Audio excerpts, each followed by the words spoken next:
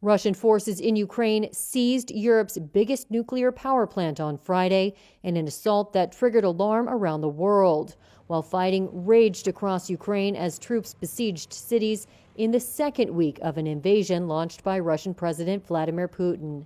Officials later said the power plant was in working order. The capital, Kiev, in the path of a Russian armored convoy that has been stalled on a road for days, came under renewed attack, with explosions audible from the city center. Look at the fallen trees. They fell, and the wave broke all the windows in the village council house.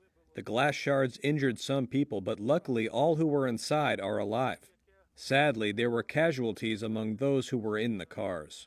Putin's actions have drawn almost universal condemnation, and Western countries have imposed heavy sanctions in an effort to squeeze the Russian economy. But NATO allies on Friday rejected Ukraine's appeal for no-fly zones, with Secretary General Jens Stoltenberg saying that stepping in directly would lead to a broader, even more brutal European war. We are not part of this conflict, and we have a responsibility to ensure it does not escalate and spread beyond Ukraine, because that would be even more devastating and more dangerous.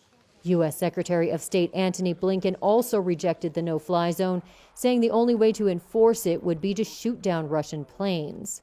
On the ground, a humanitarian disaster is unfolding. Thousands of people are believed to have been killed or wounded since the invasion started, with more than 1 million people seeking refuge in western Ukraine and in neighboring countries.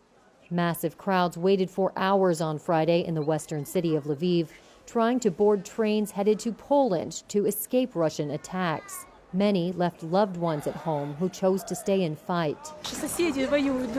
Our neighbors, our friends, fathers of such small children like this are fighting. They took pictures and videos of those liberators, young Russian boys who kill our people and blow everything up. Moscow denies targeting civilians and says its aim is to disarm its neighbor, counter what it views as NATO aggression, and capture leaders it calls neo-Nazis. Ukraine and its Western allies call that a baseless pretext for a war to conquer a country of 44 million people.